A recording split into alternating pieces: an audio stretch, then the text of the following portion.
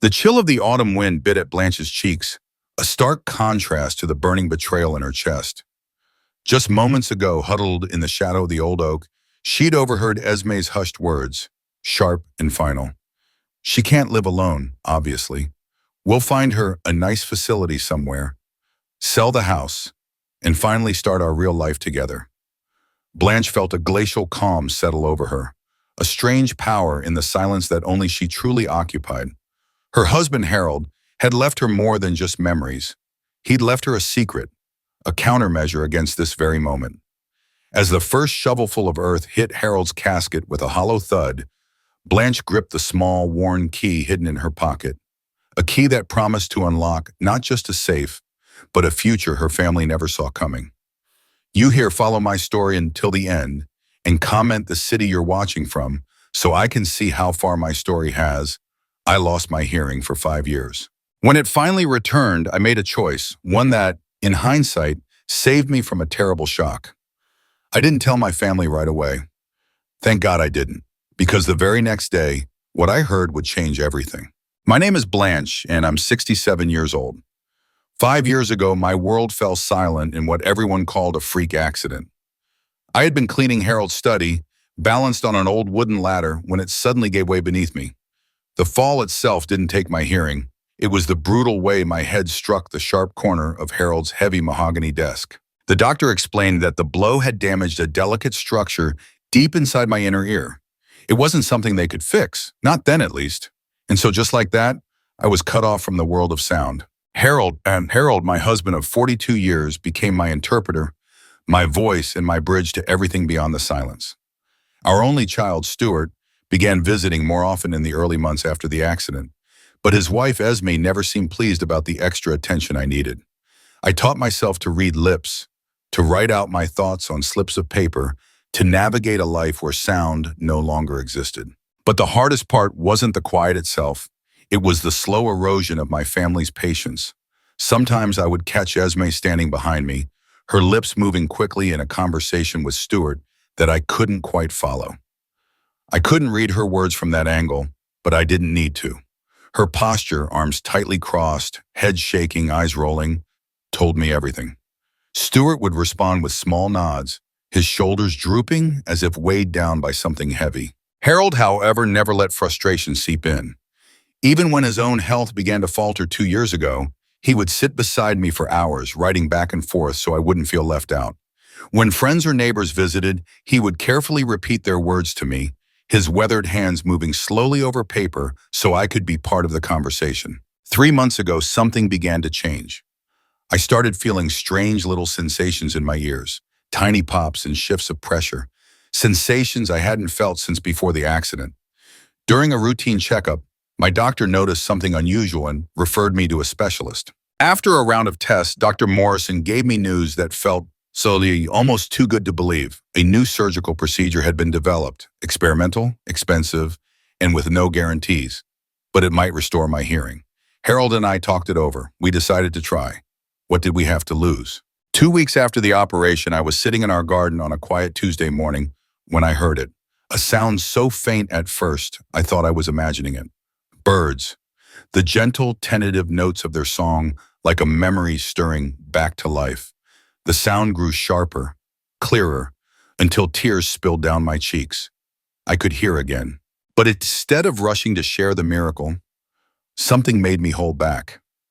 Maybe it was the way Esme had been looking at me lately, assessing, almost impatient, or how Stuart's visits had grown shorter, more perfunctory. I decided to wait, to watch, to see what my 5 years of silence might have revealed about the people closest to me.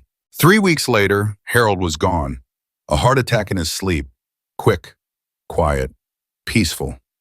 I was shattered, but I was also grateful he had lived long enough to know my hearing had returned, even if he was the only one I told. Yesterday was his funeral, held at Holy Cross Cemetery, where Harold had chosen a plot beside his parents. The service was beautiful. Pastor Williams spoke of Harold's unwavering kindness, his devotion to his family, and his 4 decades serving the community as a pharmacist. I sat in the front row, Stuart on one side, Esme on the other, playing the part of the grieving, deaf widow.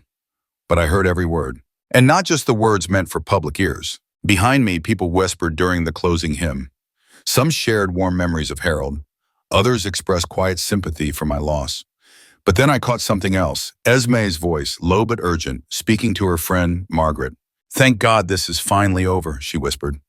"Stuart's been so worried about what to do with her. She can't live alone, obviously, and Harold spoiled her rotten. She has no idea things are going to change now." My blood ran cold. I kept my gaze fixed on Harold's casket, my face unreadable. Margaret asked softly, "What will you do with her?" "Oh, we have it all figured out," Esme replied, her tone thick with satisfaction. "Harold left everything to Stuart, of course. Who else?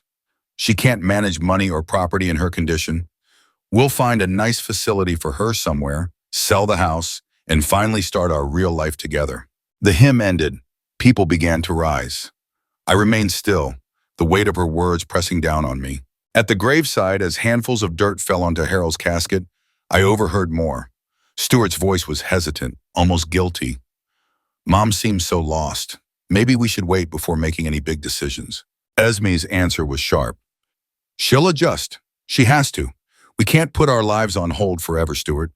Your father understood that. Why do you think he arranged things the way he did?" Later, people gathered back at what Esme already considered her house. I moved through the rooms quietly, accepting condolences, my ears catching every side conversation. Most people spoke to Stuart or Esme as though I were invisible, just the deaf widow who couldn't follow along. In the kitchen, I sat looking blank, my eyes on my folded hands while Esme spoke into her phone. "No, she doesn't suspect a thing. How could she? She can barely manage on her own. Stuart feels guilty, but he knows I'm right. She can't even hear a smoke alarm. What if there's a fire? Or she falls again?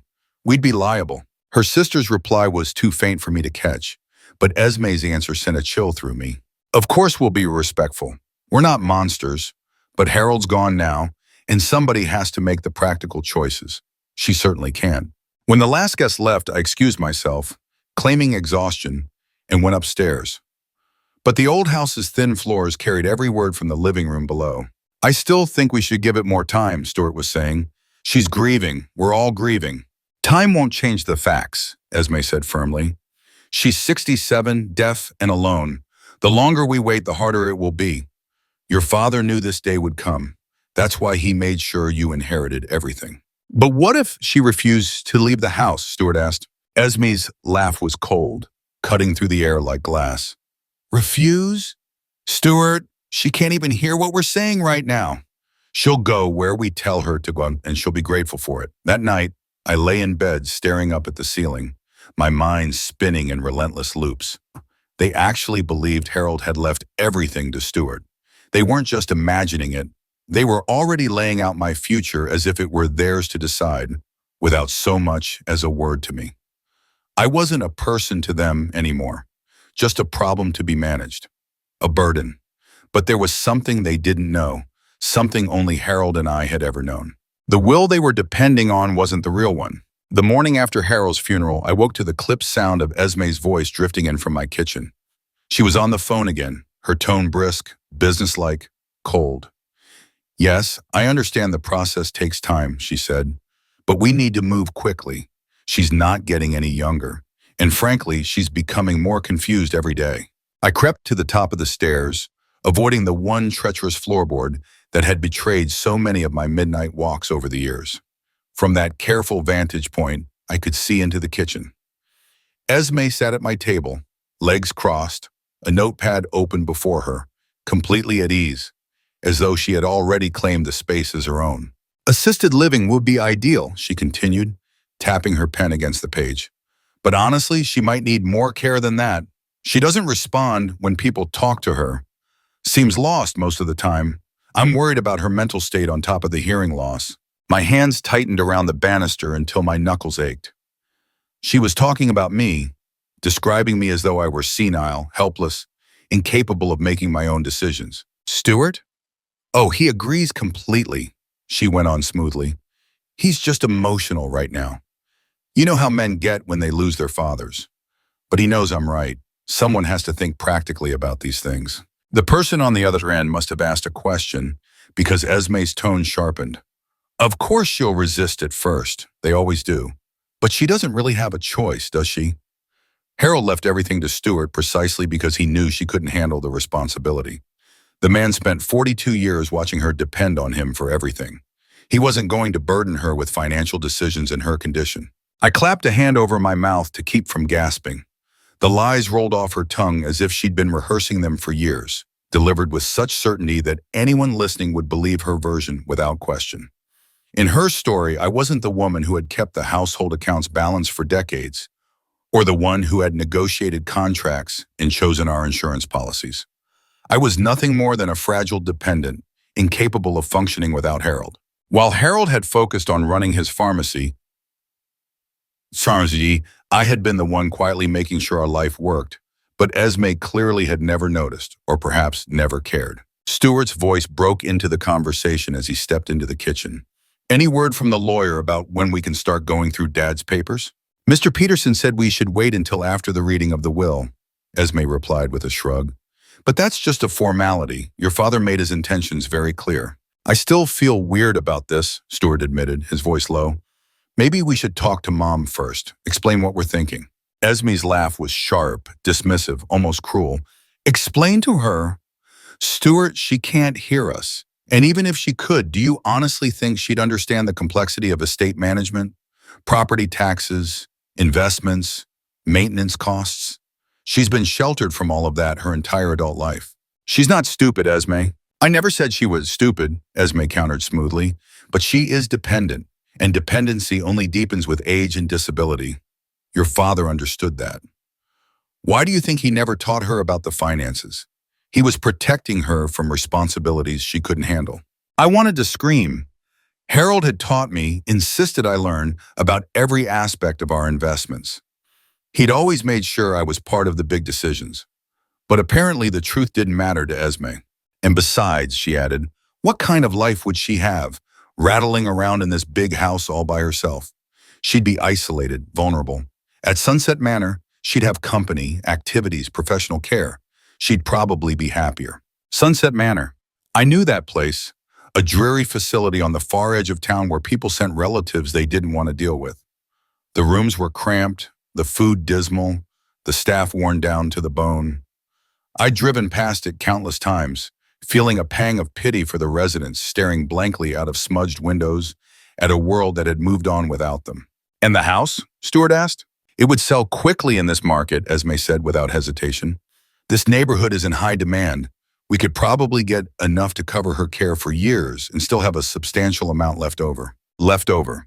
As if my life, my needs, were nothing but a line item to be minimized on a spreadsheet. I heard Stuart sigh. I just wish Dad had talked to me about all this before he died. Oh, sweetheart, he tried, Esme said in that falsely gentle tone. You just weren't ready to hear it. Remember last Christmas, when he pulled you aside? He was worried about what would happen to your mother if something happened to him. He knew you'd need to make difficult decisions.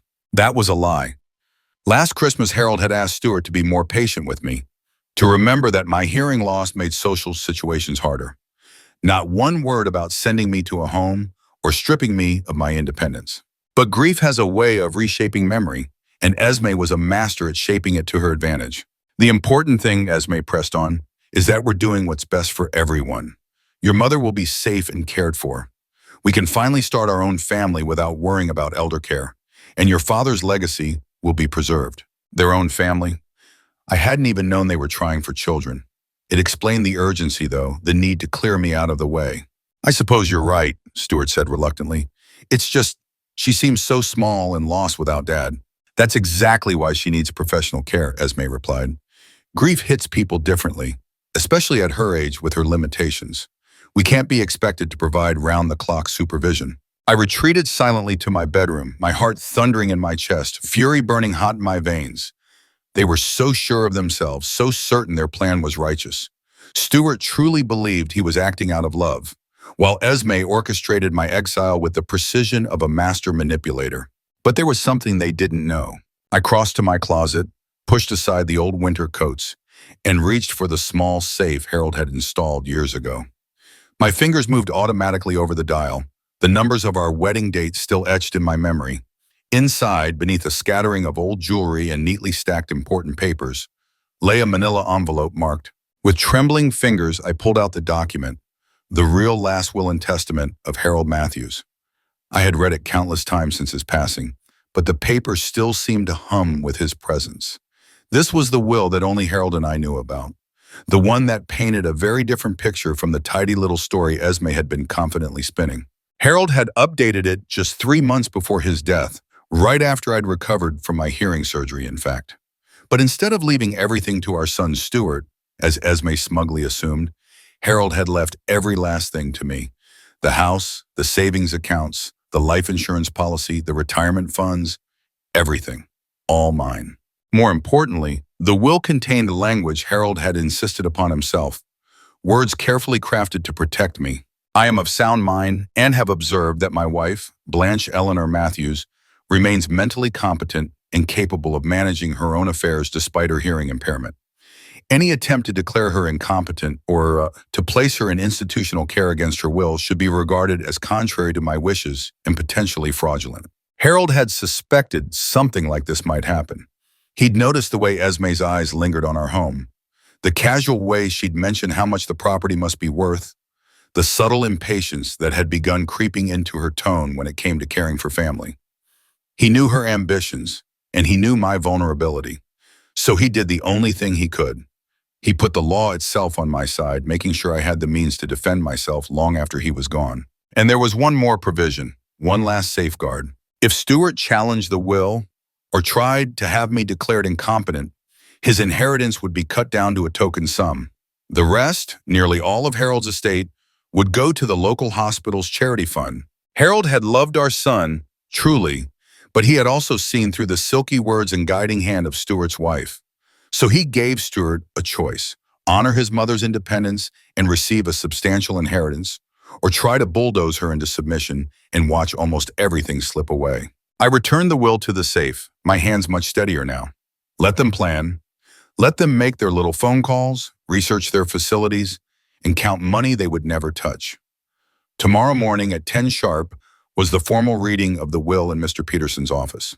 Esme believed it would be a formality, a neat piece of paper granting her exactly what she wanted: legal authority over my life. But what she didn't know was that Harold Matthews had been far sharper, far more deliberate than she'd ever imagined. And I was about to find out just how far my own son would go to defend his wife's delusions, even when staring his father's true intentions in the face. Wednesday morning, I sat at my vanity, staring into Harold's old shaving mirror. In a way, I was preparing for the role of my life. Today, I would keep playing the part they expected, the deaf, feeble widow, while quietly observing just how deep their greed ran. I dressed with precision. Harold's favorite blue dress, the one that made me look smaller, more delicate than I truly was.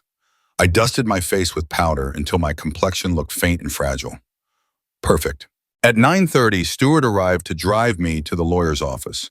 I heard the low hum of voices in the kitchen before he came upstairs, Esme's tone clipped and instructive. "Remember what we talked about," she was saying. "Let me do most of the talking. Your mother gets confused easily, and we don't want her signing anything she doesn't understand." Stuart hesitated. "But shouldn't she at least know what's going on?" "Of course she should know," Esme replied smoothly. "But knowing and understanding are two different things. We'll explain everything afterward, slowly when we have time." A knock at my door. Stuart entered, wearing that carefully composed, overly patient expression I had grown so familiar with. He mouthed his words slowly, enunciating like an amateur stage actor. "Time to go, Mom. Lawyer." I nodded, taking my purse. Inside, nestled under my wallet, was a small digital recorder, a gift from Harold last Christmas. I had never once used it until today. Every word spoken in that meeting would be preserved. The ride to Mr. Peterson's office was mostly silent, save for the low murmur of the radio. I gazed out the window, pretending not to hear Esme's whispered reminders. "Don't let her sign anything without reading it first. And if she looks confused, we'll ask for a break." Mr. Peterson greeted us in the lobby with the quiet gravity of a man who had walked people through many such mornings. I'd known Bill Peterson for 2 decades. He'd handled Harold's business matters, our estate planning, even some personal paperwork. He was a good man, but I could see it, the flicker of pity in his eyes as he looked at me. "Mrs. Matthews," he said, over-enunciating as though I couldn't catch the words, "I'm so sorry for your loss. I gave him a faint, sad smile, the perfect picture of a grieving widow who couldn't quite hear his condolences but still appreciated the kindness. In the conference room, Stuart and Esme flanked me, each claiming a side like centuries. Mr. Peterson laid out several documents on the polished mahogany table. He studied them with a furrowed brow. "This is unusual," he murmured, glancing towards Stuart. "I seem to have two different wills from your father." Esme leaned forward sharply. "Two wills? What do you mean?" "Well," Mr. Peterson began, "there's the one we prepared last year, which I believe you're familiar with, but there's also this." He tapped a neatly folded packet, "a more recent document dated 3 months ago, which your father filed with our office himself." My heart beat hard against my ribs, but my face stayed blank, dazed. Stuart frowned. Dad never said anything about updating his will. "The more recent will," Mr. Peterson explained gently, "supersedes the earlier version.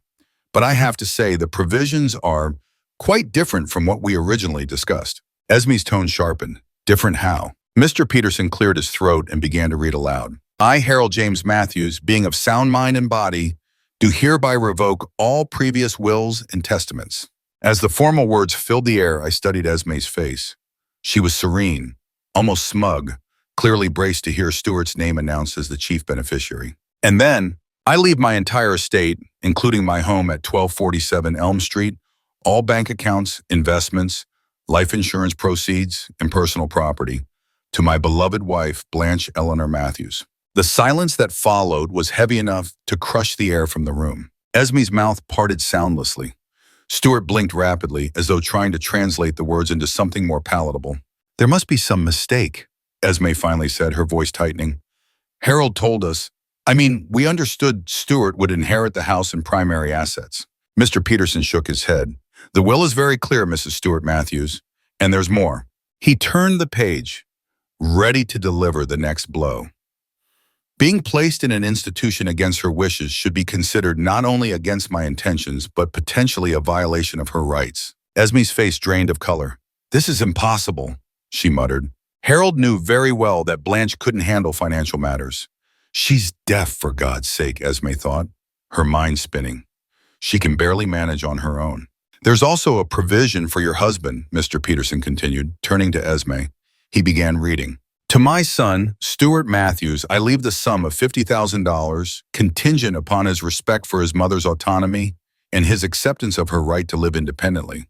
Should he challenge this will or attempt to have his mother declared incompetent, this bequest shall be reduced to $1, with the remainder of my estate going to St. Mary's Hospital Charity Fund." The room fell into a heavy silence again.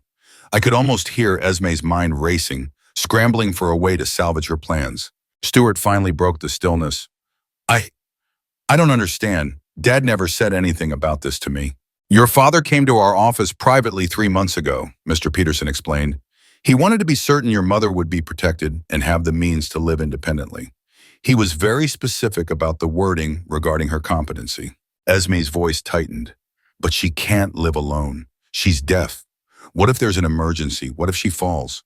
What if someone tries to take advantage of her?" Mr. Peterson turned to me with a gentle, measured look. "Mrs. Matthews, do you understand what we've just read? Do you have any questions about your inheritance?" I stared at him blankly, tilting my head slightly as though struggling to read his lips. Then I glanced at Stuart with a faint look of confusion, my act executed flawlessly. Stuart sighed heavily. "She doesn't understand, Mr. Peterson. She's been like this since Dad died, more withdrawn than ever." "Perhaps we should arrange for a competency evaluation," Esme suggested quickly, seizing the opening. "Just to be safe. I'm sure Harold would have wanted safeguards in place." Mr. Peterson's expression hardened. "Mrs. Stuart Matthews, your father-in-law was quite clear. No such evaluation may be performed unless Mrs. Matthews herself requests it. He wanted to ensure she was protected from outside pressures." I watched Esme's jaw tighten.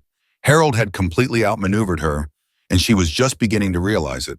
"What happens now?" Stuart asked. "Now Mrs. Matthews takes possession of her inheritance. The house is already in her name as joint property, so no transfer is necessary.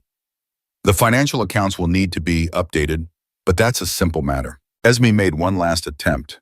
"Surely there's a waiting period, time for her to consider her options?" "There is no waiting period required," Mr. Peterson replied. "Mrs. Matthews became the legal owner of these assets the moment her husband passed. As we prepared to leave, Mr. Peterson handed me a folder containing copies of all the documents. Mrs. Matthews, he said softly, if you need help understanding these papers or managing your affairs, please don't hesitate to call our office. I nodded and smiled, holding the folder tightly to my chest. The very picture of a confused elderly woman unaware of its importance. The drive home was taut with unspoken tension. Esme's anger radiated like heat, while Stuart seemed genuinely baffled. I can't believe Dad did this without talking to us, Stuart finally said. Oh, he talked to us, Esme replied, her voice cold and sharp. He just didn't tell us the truth. The question is why? Maybe he was protecting Mom. Protecting her from what? From us? We're her family, Stuart. We want what's best for her. Maybe Dad didn't see it that way. Esme let out a bitter laugh. Your father was a pharmacist, not a fortune teller. He couldn't have known how much worse her condition would get after his death. Look at her, completely disconnected from reality. I kept my eyes fixed on the blur of scenery outside, but every word reached me clearly. The tension between them was almost tangible. What do we do now? Stuart asked. We adapt, Esme said grimly. We find another way to help her. Because whether your father intended it or not, he's put her in a very vulnerable position. Someone needs to look out for her interests. Back at the house, they guided me inside and settled me into the living room. I sat silently, listening as they talked in the kitchen, their voices carrying easily.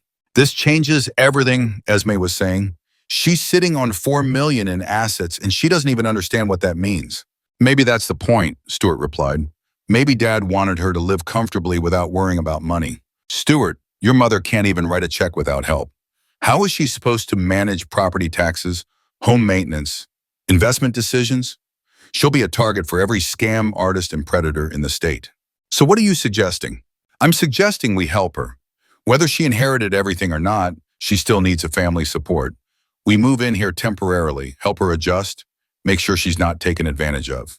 A chill ran through me. They couldn't control the money, so now they wanted to control me. Move in here? Stuart sounded hesitant. Just temporarily. This house is huge, plenty of room. And think about it. If she gets confused and signs something she shouldn't, or if someone convinces her to change her will, what then? If we're here, we can protect her. Protect me. The word was bitter in my mind. I suppose it makes sense, Stuart said slowly. She shouldn't be alone right now. Exactly. And Stuart, your father still left you $50,000. That's not nothing. We can use it for her care, make some improvements to the house, maybe hire help. I closed my eyes. I understood their new plan perfectly. They would become my caretakers, spend my money on what they claimed was for my benefit, and gradually take over my life. And because I was supposedly deaf and confused, no one would question it. But they had overlooked one crucial fact. I could hear every single word. By Friday, Esme had orchestrated their move with military precision.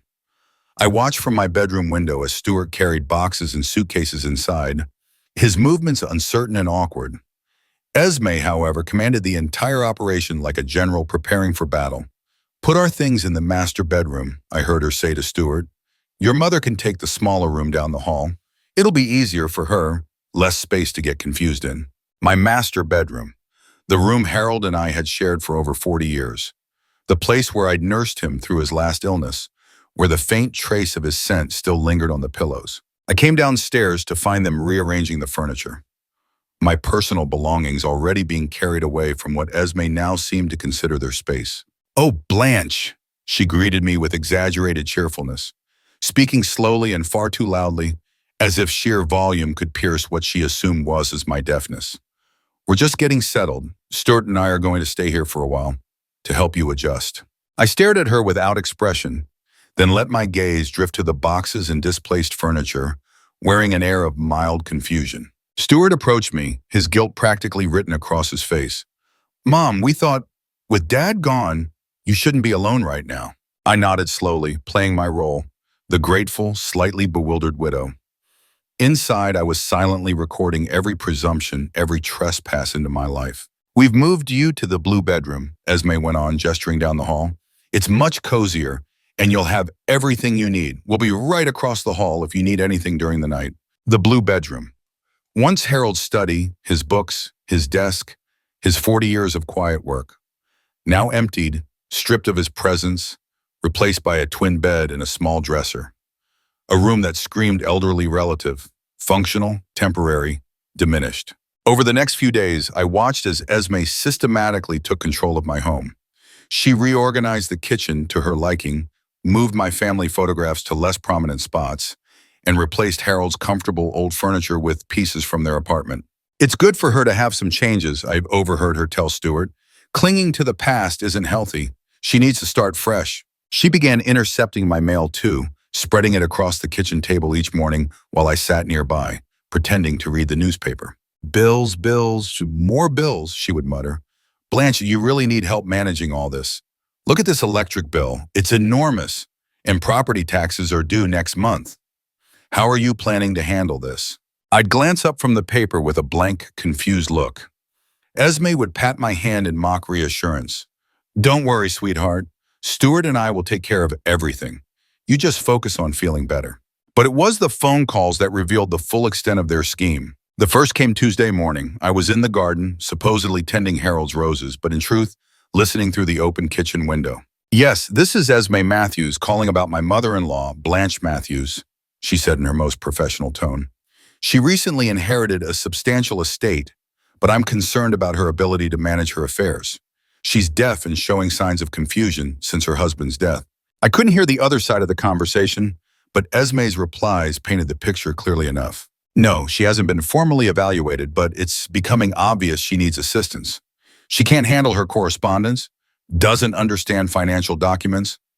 Yes, I understand you can't give specifics, but what options exist for family members to step in? She was calling banks, lawyers, financial advisors, anyone who might have access to my accounts, fishing for ways to seize control of my inheritance. The second call came that afternoon while Stuart was at work and I was supposedly napping. Dr. Hendris, this is Esme Matthews, my mother-in-law, Blanche Matthews. Yes, that's right. I'm calling because we're very concerned about her mental state since her husband passed away. I crept silently down the hall, my bare feet soundless on the hardwood. She's becoming increasingly withdrawn and confused. She doesn't respond appropriately to conversations, forgets things immediately, and just yesterday I found her standing in her nightgown at 3 a.m, completely disoriented. That was a bald-faced lie. I had gotten up to use the bathroom and had overheard them talking in my bedroom, now claimed as their own. I'm wondering if you could recommend someone for a cognitive evaluation, she continued. Nothing formal, just someone who could assess whether she's capable of living independently and managing her finances. The doctor must have asked about my hearing because Esme's voice took on a note of urgency. The deafness is definitely part of it, but it's more than that. She seems to be losing touch with reality. I'm worried she could be taken advantage of, or worse, hurt herself. After she hung up, I retreated to the cramped blue bedroom, my heart pounding with fury. She was carefully building a case to have me declared incompetent, laying the groundwork to take over my life. But the worst came Wednesday evening, during a phone call I overheard from the master bedroom. Margaret, it's Esme. Yes, we're settled in now. No, it's harder than I expected. She's really deteriorating quickly. Stuart's in denial, but I can see the signs. I pressed my ear against the thin wall, grateful for the old house's poor insulation. Money. Oh, there's plenty of money, more than Harold ever let on. The house alone is worth at least $200,000, and that's not counting the life insurance and savings. I know, right?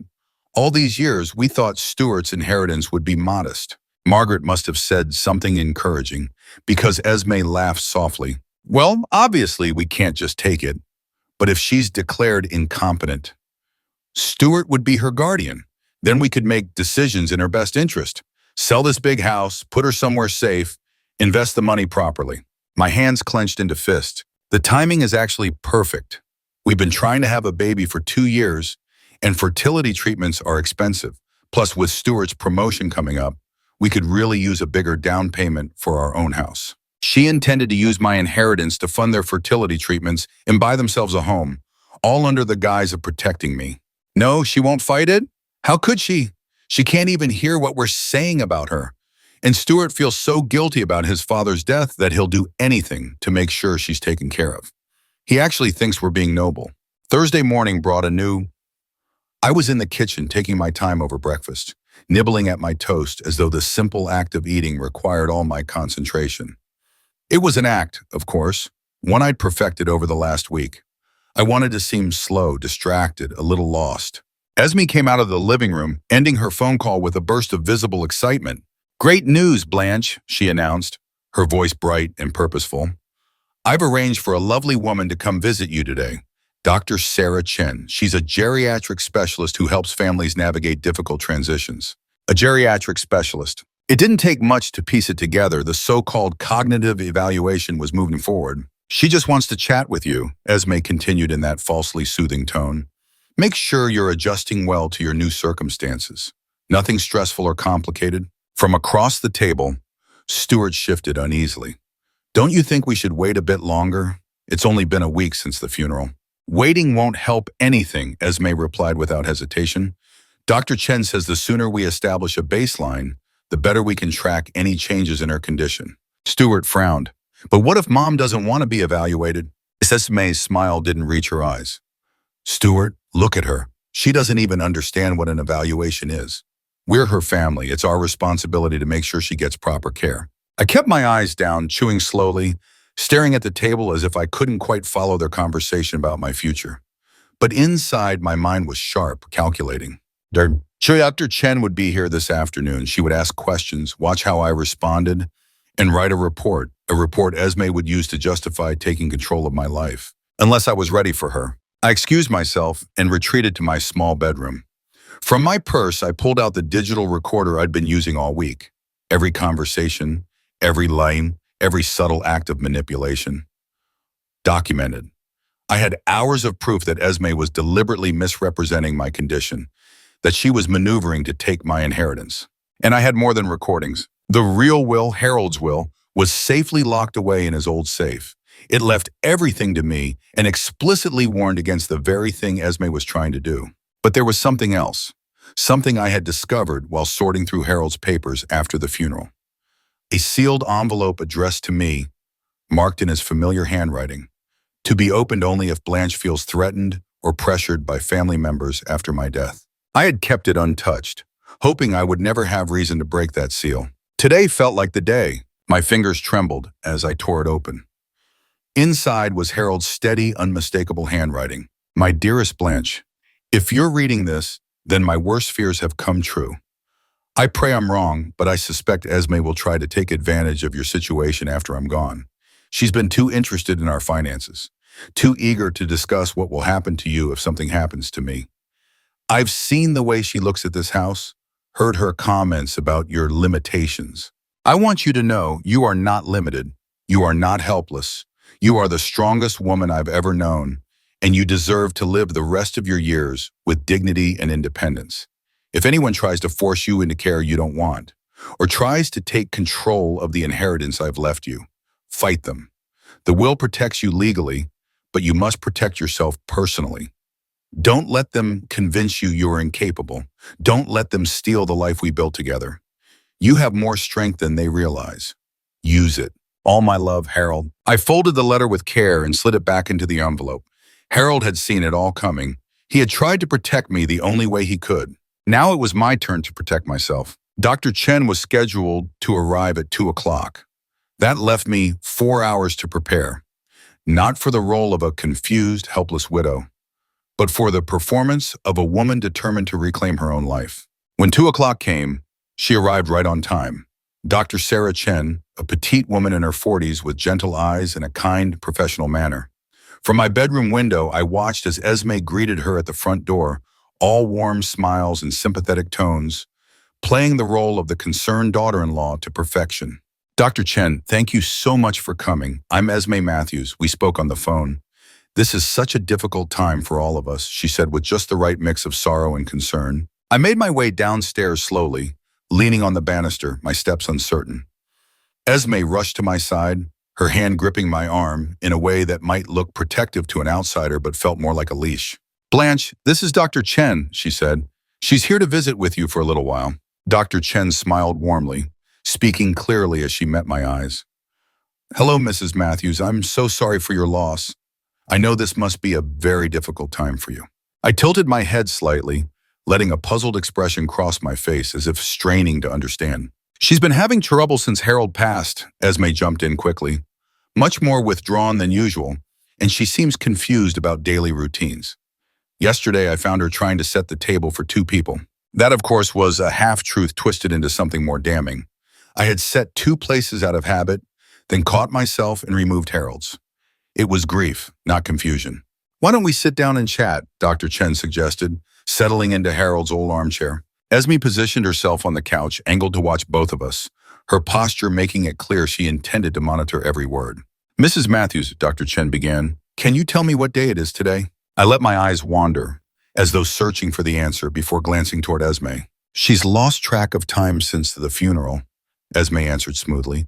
"I have to remind her to eat most days."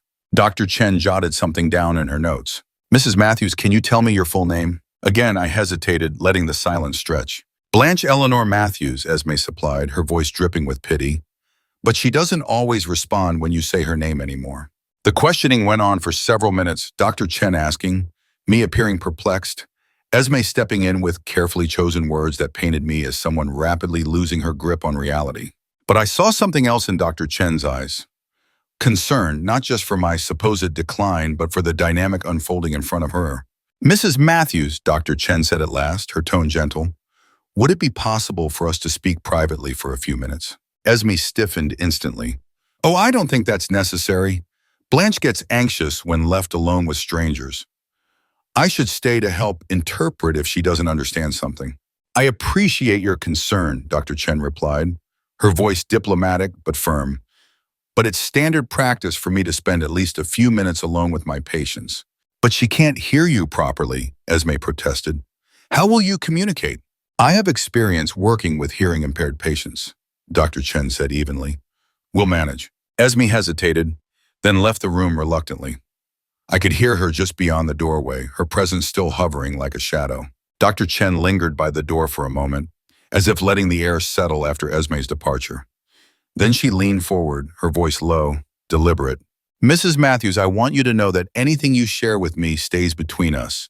Your daughter-in-law seems quite concerned about you, but I'd prefer to hear your thoughts directly. How are you feeling?" I kept my expression clouded with confusion, the same one I had worn for days. But something in her eyes gave me pause, a glint of intelligence, and maybe even suspicion about what she had just observed. She shifted tactics. "Mrs. Matthews, I'm going to ask you a few questions. I'd like you to nod if you understand, even if you can't hear me perfectly. All right? Do you know where you are right now?" I nodded slowly. "And do you know what month it is?" Another nod. "Are you comfortable with your current living situation?" This time I hesitated. Then with deliberate slowness, I shook my head. Dr. Chen jotted down a few notes, then, without warning, pulled out her phone. She opened her notes app, typed a message, and turned the screen toward me. "Are you afraid of your daughter-in-law?" My heart pounded. This woman was sharper than Esme had anticipated. I glanced toward the door, then back at the glowing words on the phone. Slowly, almost imperceptibly, I nodded. Another message appeared. "Do you feel pressured to appear more confused than you actually are?" I stared at those words for what felt like an eternity. This was it, the moment to either keep my charade alive or trust this stranger with the truth. Harold's voice echoed in my mind from the letter he'd left me. "You have more strength than they realize. Use it." This time my nod was firm. Dr. Chen's expression softened, shifting into something warmer. Understanding. Concern. Her thumbs flew across the screen. "I have to finish this evaluation as your family requested, but I want you to know, you have rights. No one can force you into care you don't want. Do you understand?" I nodded again, and for the first time in days, a spark of hope flickered in my chest. When Esme came back into the room, Dr. Chen's posture was polite and professional, but her tone had cooled noticeably. "I think I have what I need for now," she said. "Mrs. Matthews, thank you for your time." "So," Esme's voice was bright, eager. "What's your assessment? Should we be looking into care facilities?" "I'll need to review my notes and prepare a formal report," Dr. Chen replied carefully. "But surely you can give us some preliminary thoughts. We're very concerned about her safety." Dr. Chen gathered her papers and stood. "These things take time. Mrs. Matthews, I'll be in touch soon. In the meantime, there are resources available if you need them." After she left, Esme's mood soured. Frustration rippled through her every movement. That evening, when Stuart came home, she voiced her dissatisfaction. "She's being cautious," she complained. "Maybe that's a good thing," Stuart said. "Maybe we're rushing this." Rushing this, Stuart, your mother could hurt herself. What if she falls down the stairs? What if she forgets to turn off the stove? We can't watch her 24 hours a day. I listened from the shadows, the decision crystallizing in my mind. I couldn't wait for Dr. Chen's report, nor could I trust Stuart to muster the courage to challenge his wife. I had to act. The next morning, I bided my time until Esme left for yoga and Stuart headed to work. Then I called a taxi. Peterson and Associates, please, I told the driver. Mr. Peterson looked up in surprise when I stepped into his office alone. Mrs. Matthews, are you all right? Where are Stuart and Esme? I lowered myself into the chair opposite his desk. For the first time in weeks, my voice was steady, unmasked. Mr. Peterson, I need your help, and I need you to know something. I can hear perfectly well.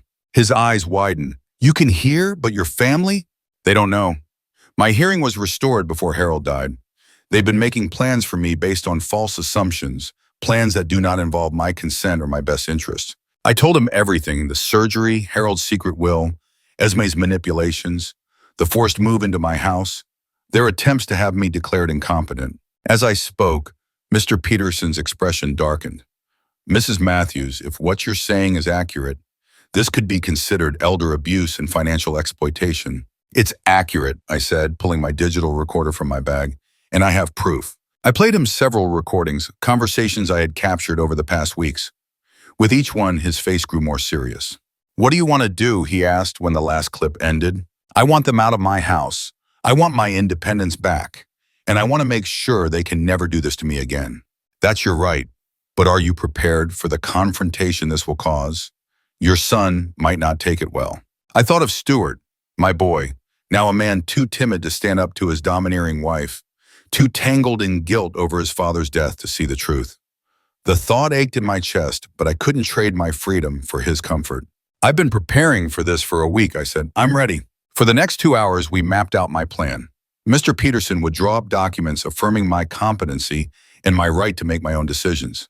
He would draft a formal notice giving Esme and Stuart 30 days to vacate my home. If they refused, we would pursue legal action for trespassing and attempted exploitation. By the time I stepped back into the taxi, I felt stronger than I had since Harold's passing. The car pulled up just as Esme returned from yoga.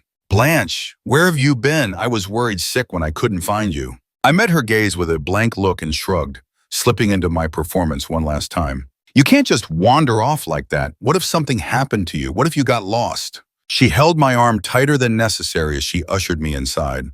But I could hear the unease in her voice.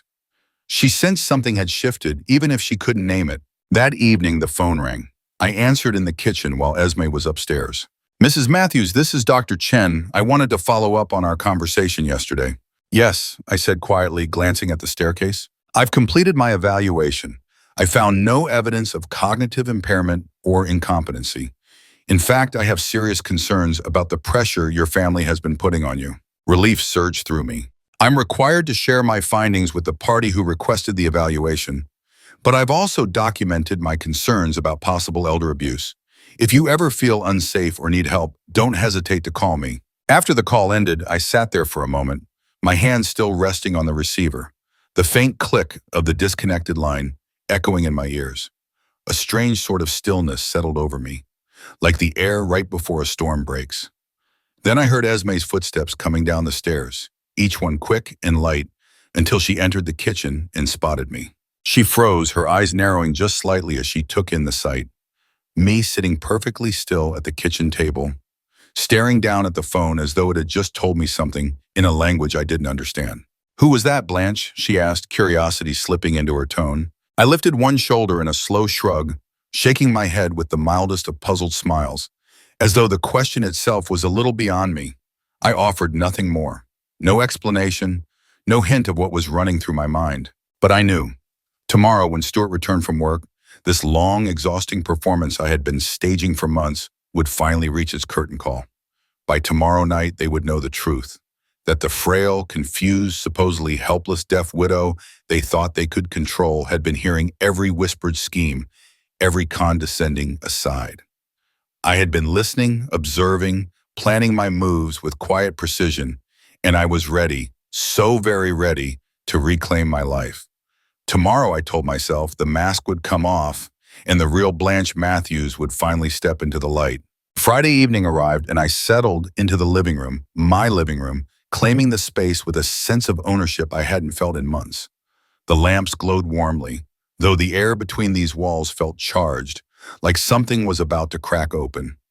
Esme was in the kitchen, her voice carrying as she spoke on the phone with someone, discussing care options for me in that falsely sympathetic tone she used when she thought I wasn't listening. She had no inkling that this would be her final night under my roof. At precisely 6:15, I caught the sound of Stuart's car crunching up the driveway. My heartbeat was steady. No fear, just a strange, sharp calm. I had already positioned myself in Harold's old armchair, the one that still held the faintest trace of his aftershave, the one that made me feel rooted and strong. In my lap, carefully concealed beneath a folded throw, sat my digital recorder. On the coffee table before me, every document I would need was spread out in deliberate, visible order. A silent battlefield laid bare. The front door opened. Stuart stepped in, the familiar routine already in motion. "Hi, Mom," he greeted, bending to kiss my forehead as he had done every evening since moving in. "How was your day?" I looked up at him, meeting his eyes with clarity and focus he hadn't seen from me in a long time. When I spoke, it was in my natural voice, strong, steady, unmistakable. "It was very enlightening, Stuart. We need to talk." He froze mid-motion. The shift in his expression was immediate. Casual concern wiped away, replaced by something closer to shock. "Mom, can you hear me?" "I can hear you perfectly," I said, the words deliberate and unshakable. I've been able to hear everything for months. From the kitchen came Esme's voice, light but edged. "Stuart, is everything okay in there?" I raised my voice slightly so it would carry. "Esme, please join us. This conversation involves both of you." The sharp crash of dishes shattering followed, then the quick rhythm of footsteps. Esme appeared in the doorway, her face pale, her eyes wide as though she'd just seen something impossible. "That's impossible," she whispered. "You're deaf. You've been deaf for 5 years." "I was deaf," I corrected, rising to my feet with more strength and dignity than I had shown in weeks. "I had surgery 3 months ago that restored my hearing. Harold and I decided not to tell anyone right away. As it turns out, that was the wisest decision we ever made." Stuart sank down onto the couch, the weight of my words pressing on him. "But all this time, you've been acting like—" His voice trailed off, but I finished the thought for him. "Like I couldn't hear you planning my future without my consent. Like I couldn't hear Esme calling me confused, incompetent. Like I couldn't hear the two of you discussing selling my house and putting me in an institution." Esme's shock began to curdle into anger. "You've been lying to us. Do you have any idea what we've been through? Worrying about you, trying to take care of you?" I reached for the recorder and lifted it so they could both see. "Would you like to hear exactly what kind of care you've been planning for me?" With a small click, I pressed play. The room filled with Esme's voice, dripping with the smug relief of that day. "Thank God this is finally over. Stuart's been worried sick about what to do with her. She can't live alone, obviously, and Harold spoiled her rotten." I watched the blood drain from Stuart's face as his wife's words from the day of Harold's funeral hung in the air. I fast-forwarded and let another conversation spill into the room. "The timing is actually perfect. We've been trying to have a baby for 2 years and the fertility treatments are expensive. Plus, with Stuart's promotion coming up, we could really use a larger down payment for our own house." Stuart turned his head sharply toward her. "Esme, what is she talking about?" But I wasn't finished. Not yet. I played clip after clip. Esme lying to Dr. Hurricks about my mental state. Esme discussing my finances with Margaret. Esme outlining her plan to have me declared incompetent.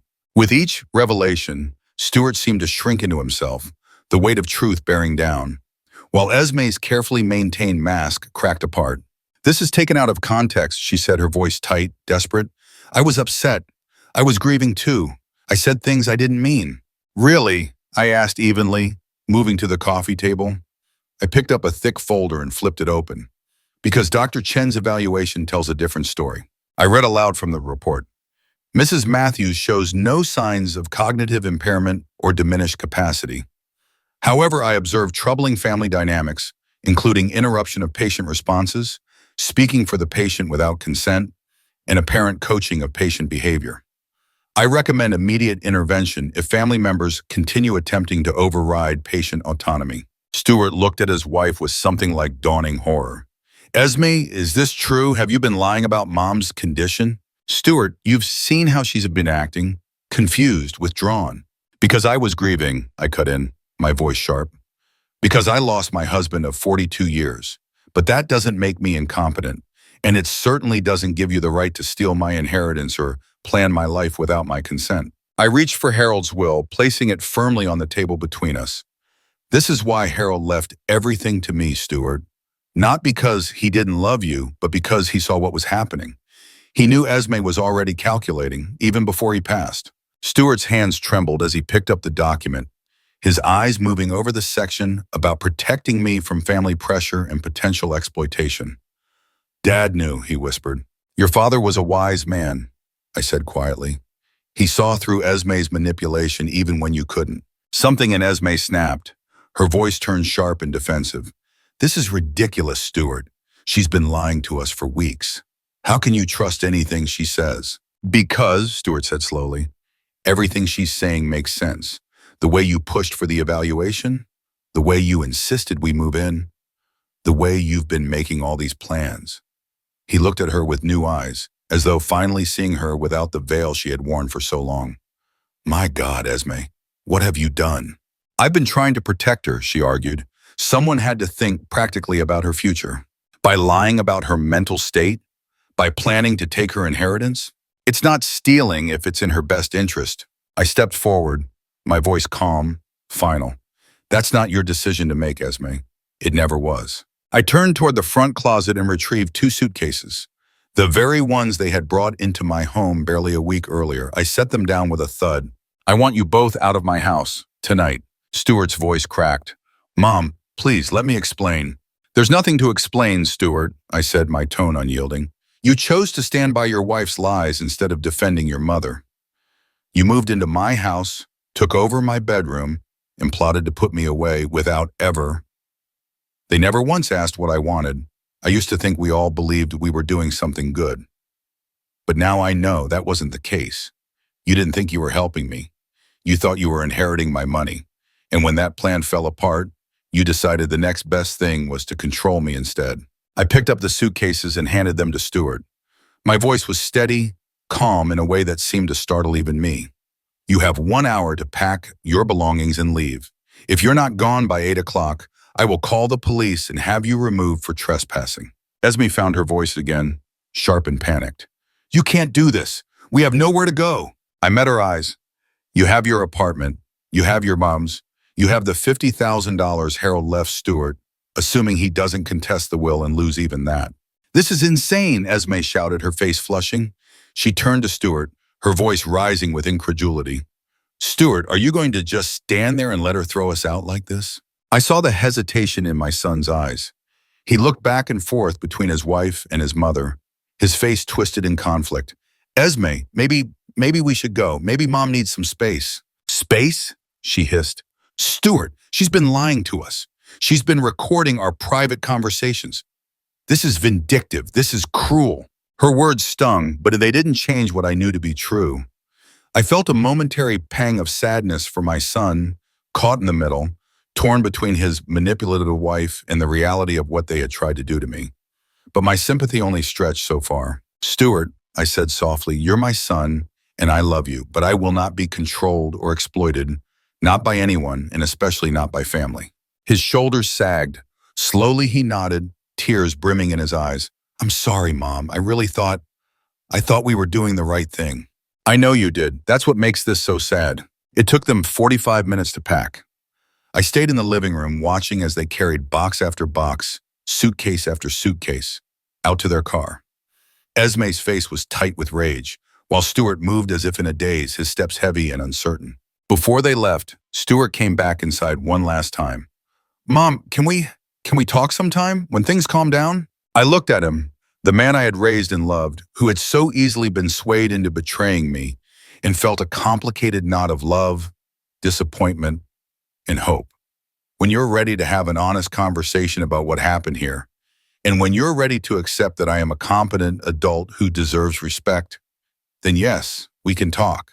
He nodded and turned toward the door, but stopped. I really am sorry. I know you are, Stuart. The question is, are you sorry enough to change? After they left, the silence in the house felt different, lighter, cleaner. My house, truly mine again. I walked through each room, reclaiming them one by one. I moved my belongings back into the master bedroom, returned Harold's photographs to their rightful places, and put the furniture back exactly where it belonged. In Harold's study, I found the letter he had left for me and read it once more. You have more strength than they realize. Use it. I had. I had stood my ground, protected myself, reclaimed my independence. I had refused to be victimized by the very people who should have been my protectors. The next morning, I called Mr. Peterson to let him know the matter was resolved. Then I called Dr. Chen to thank her for both her support and her professional integrity. But the most important call I made was to my sister Rose in California, a relationship I had let drift over the years because Esme had always found some reason we were too busy for family visits. Blanche! Rose's voice came through the phone, warm and full of surprise.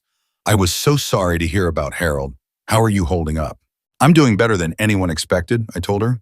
In fact, I was wondering if you might like a visitor. I have some traveling to catch up on. 3 months later, I was sitting on Rose's porch in San Diego, watching the sun dip down into the Pacific Ocean. I had sold the big house in Sacramento, too many memories, too much space. I bought a small, charming cottage near Rose, close enough for family dinners, far enough for my independence. Stuart calls now and then. We're slowly trying to rebuild our relationship, though it's a slow, fragile process. He has filed for divorce from Esme, who I learned had been planning to leave him anyway once she had gained control of my inheritance. Some lessons come at a higher price than others. I've used part of Harold's inheritance to finally travel, something we had always planned to do but kept putting off. I've stood at the edge of the Grand Canyon, visited old friends I hadn't seen in decades, and uncovered pieces of myself that had been buried under years of caregiving and grief. But perhaps the most important thing I've learned is this. Being alone is not the same as being lonely. After 5 years of silence and weeks of pretending to be helpless, I found my voice again, and I am not afraid to use it. The hearing aids I wear now are nearly invisible, and my independence is absolute. I volunteer at a local senior center, helping others face the challenges of aging with dignity. I've made new friends, revisited old hobbies, and discovered that life at 67 can still hold surprises. Sometimes people ask if I regret exposing my family's betrayal so dramatically. The answer is simple. I regret that it had to be done, but I do not regret protecting myself. Harold was right. I had more strength than they knew, more than I even knew. And sometimes the greatest gift you can give yourself is the courage to use that strength, even if it means standing entirely alone. Especially then,